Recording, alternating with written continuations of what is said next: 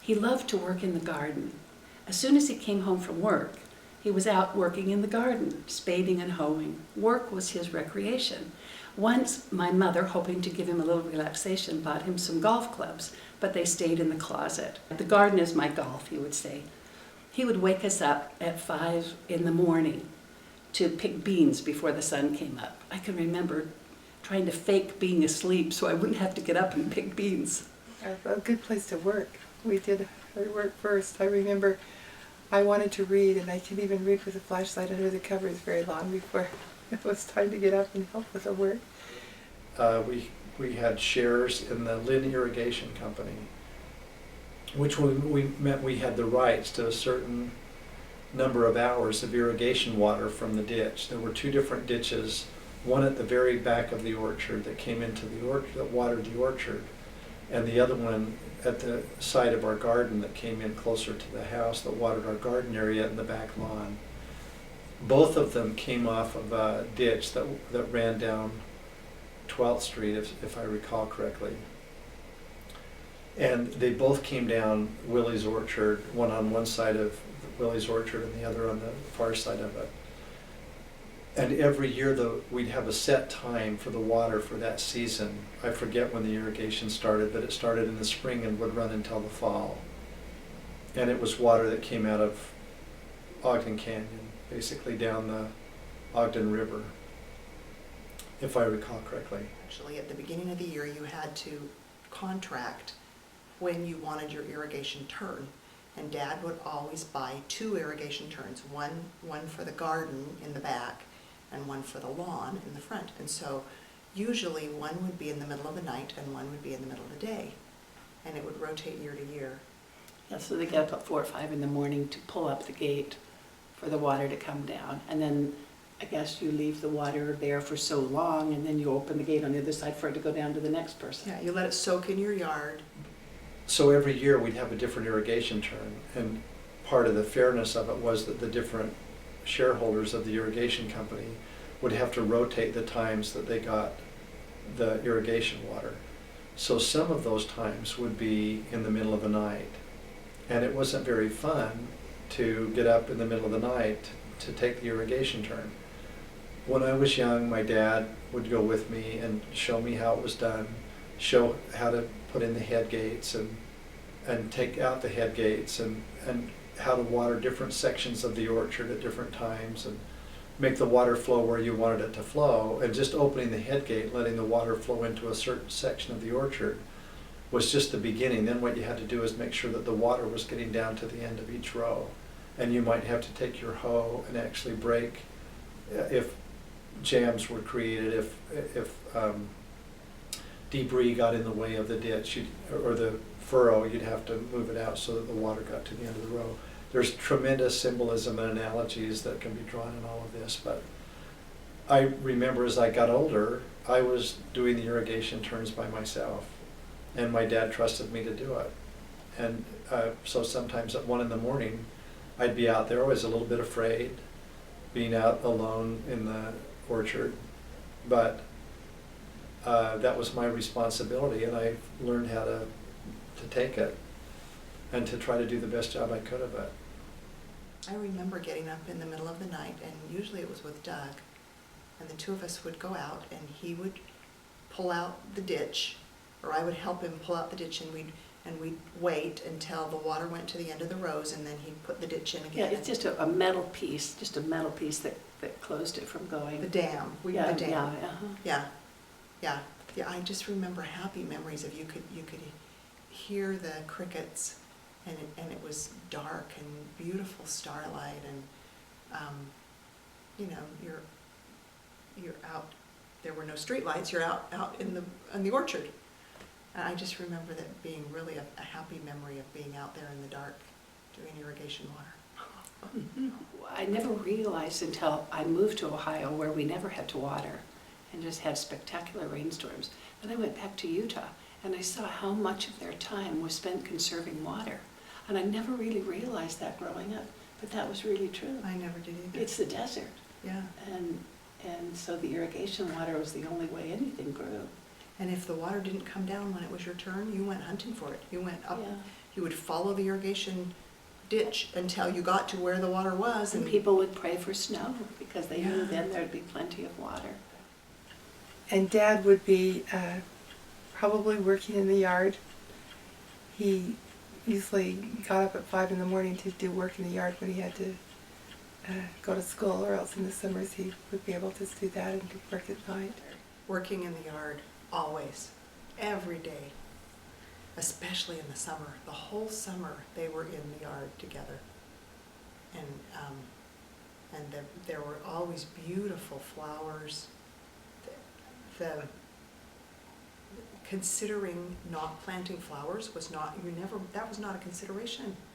You know, that was just part of the yard. It had to have flowers, and it had to have them now because it will be too late to plant them next week. And the same with vegetables with Dad. This is the week we plant tomatoes, and so we'll go get 400 tomato plants and everybody plant them, and no excuses. This is true, the and week. even after we left home, he would get that many. Yeah. So, yeah. Yeah, Mom would say to him, don't you think you should plant less tomato plants this year? Well, maybe we'll plant 300 instead of 400. I remember particularly planting tomatoes and planting potatoes, doing all kinds of planting. So we'd buy 500 tomato plants, which was much more than we needed. They were little tomato seedlings. And we used very rudimentary tools. So we might use a croquet peg or croquet post and this is in newly plowed ground that had been furrowed, to poke a hole in the ground. So whoever was doing the hole poking would use that stick or that stake to do that. And then we'd individually place a tomato plant in each one of the holes, and then someone would come along and pour water in each one of the holes around the roots of the seedling. And then the next person would come along and close in the soil around the plant and shore it up so that the seedling was firmly planted. And my dad taught us how to do all that. He orchestrated it, and he worked with us. In the garden, he would put the shovel in, and I would reach over and put the number of seeds he told me. And he would wrap them with the earth, and then talk about how he would put a blanket around them and nurture them so they would grow, and the Lord would provide the sun and the rain. And Well, sometimes it was the whole family, sometimes it was just the two of us, or it might be three. Dad got tomato plants in on that train in the midnight one night. It was going to rain, so he said we better get him in. It felt like there were 800 tomato plants. It seems like a lot, but there were at least 600, and we planted them in between the trees in the orchard and in the bare spaces, and it poured on us, and got them all in. In light of this, it was raining and we were still working. I remember having my rain slicker on, and we were continuing to work. I mean, weather wasn't an impediment because we needed to get the plants put out. Right, and it went from early spring just about. Strawberries came in the spring. We didn't pick those at home, and the raspberries were year-round, and so were or not year-round, but the full summer, and so were the beans. And then the fruit came mostly from the early fall to late fall. Many times we had long strips of vegetables planted in between the fruit trees, and we'd hoe them by hand. I remember arguing with him sometimes and saying, that there are things like tillers, there's automatic tillers that we could use and it would be so much more efficient to remove these weeds. And he'd listen to me. He was always very patient, but nothing would ever change. And I realized that wasn't going to happen.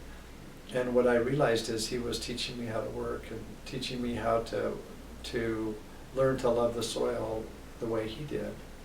And oftentimes we'd talk about things as we worked, and I mean most of the time we would. And we each had our row that we were hoeing, and we'd hoe until the end, even if it was boring and there were other things I wanted to do. And I didn't understand why we were doing this in such a rudimentary, old-fashioned and inefficient way. But he obviously had other things in mind that he was trying to accomplish. It's like the people next door had a cherry orchard. Do you remember the cherry orchard? The Willies had Yes, a cherry orchard. I used to pick cherries. Yeah. Get paid a penny a pound. Yeah, I remember sorting cherries one whole Probably summer. ate more than I picked. Yeah. I remember very clearly my dad one day giving me an assignment. It was at the end of the year, the harvest was already over, we'd picked all the corn.